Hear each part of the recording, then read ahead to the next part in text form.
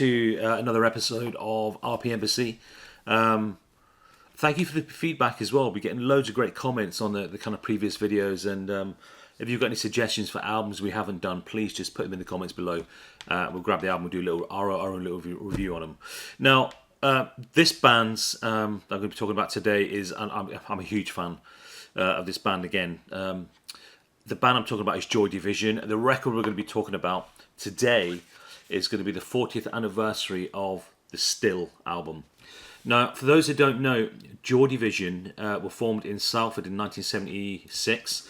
The group consisted of vocalist and guitarist and lyricist Ian Curtis, guitarist and keyboardist Bernard Summer, bassist Peter Hook, and drummer Stephen Morris. They formed the band after seeing the Sex Pistols in June 1976, and for those that know, again, Sex Pistols are my number one, without a doubt. You know, it's kind of known about the lead singer, Ian Curtis of Joy Division, who was suffering from personal problems like, you know, epilepsy, depression. He had a failing marriage at the time. And as the band's kind of popularity grew, his health got even worse, making it difficult for him to perform. Occasionally had seizures on stage, and for people that have seen it, over the years, people have seen it, said it was horrific to watch him have a seizure on stage.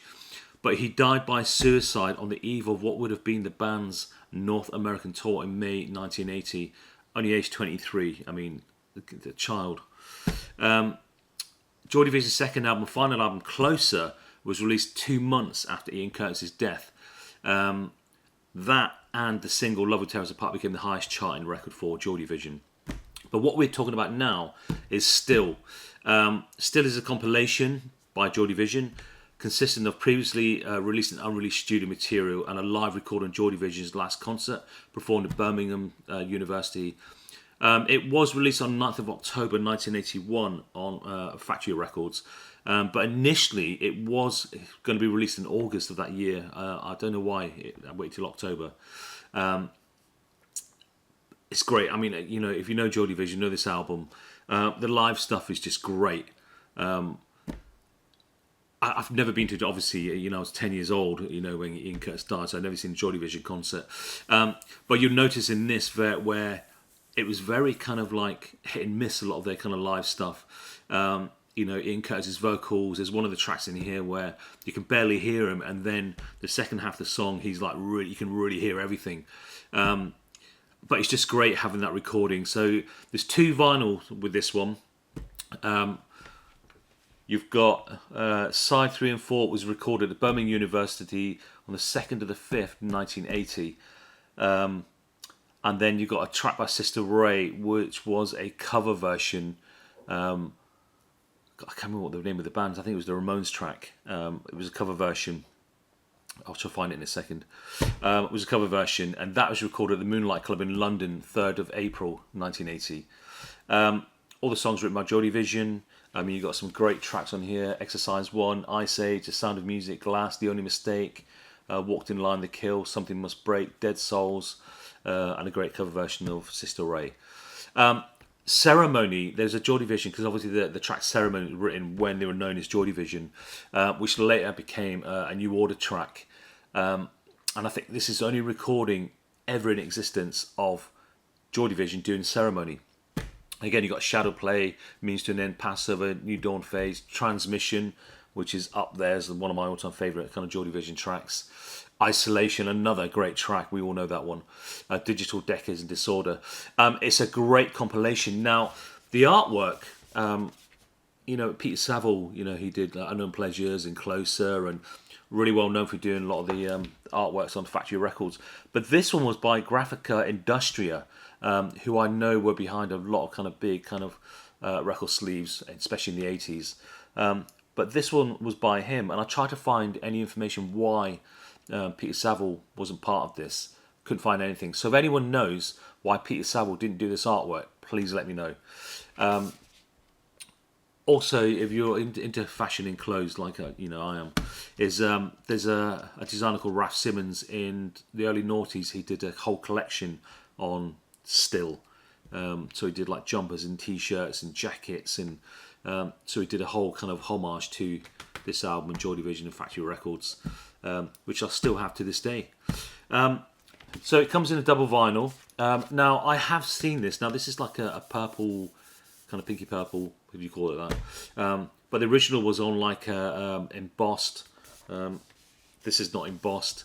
It had a textured sleeve, and it was like a grey. So this one, the 40th anniversary, is on a purple pinky sleeve. I love the artwork. It's very kind of minimal. There's hardly any information on here at all. On the back, you've got the track listing, not track listing, but the credits of the live stuff, Geordie Vision, who did the artwork, what years. The front is just lovely. I love that. It's just plain and simple. The inside is when you get just the vinyl and track 1, track 2, you know, the name of the tracks, and that's it. There is nothing else. I suppose that's the thing with factory records. That's the kind of what to expect, really. Now on the vinyls, again, you've got nothing on the inner sleeves. The vinyl itself, and it's on clear vinyl as well, which is lovely. Look at that, nice clear vinyl. I can see through it. Really nice and heavy as well, and it's been remixed as well. Or not remixed, but remastered. They did release a remastered version of this, I think at the end of the 90s. The first time this ever appeared on CD was in 1990 as well. And they've taken a couple of tracks off that CD. I remember buying that CD and thinking, oh, there's a couple of tracks missing from here. But this is the 40th anniversary. Lovely clear vinyl. Really nice and crisp and sound. They've kind of remixed this, which is good. Or remastered it, should I say, not remixed. The second vinyl is exactly the same. Nothing on it at all. And lovely clear vinyl again. Okay, but that is good for anyone's kind of record collection, especially if you're a Geordie Vision fan, as I am. It's good to see this. You know, I thought this was like a long forgotten piece from Geordie Vision. Obviously not. I can't stop listening to this, and especially the live stuff. To have it on vinyl, the live Geordie Vision, because over the years I managed to get like tapes and things like that, and I do have this, and I just love the fact they were live, the energy, and the songs are very, very simple but very kind of hard hitting, and his vocals and the energy and, you know, the meaning he puts into it, he means his lyrics, and you can hear that in the live stuff. But I'm just a massive fan of Geordie Vision, and you should have this in your collection. And it's the 40th anniversary of Still by Geordie Vision on Factory Records, and it is FAC 40. Yeah, FAC 40. There we go. On a nice gatefold sleeve with nothing in it, but still a worthy collection.